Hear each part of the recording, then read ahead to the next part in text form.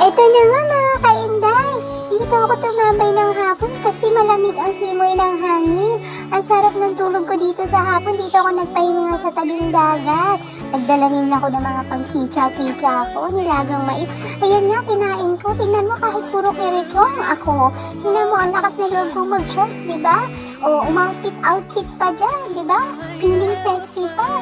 Tapos kumakain lang ng mais, di ba? So, ini-enjoy ko lang yung simoy ng hangin sa tabing dagat.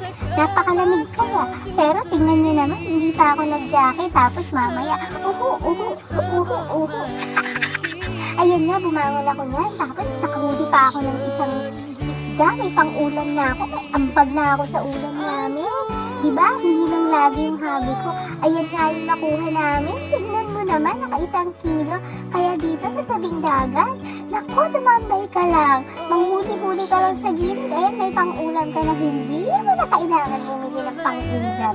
Ganyan kabiyaya ang dagat dito. Kaya, siyempre, alam mo naman tayo, masipag tayong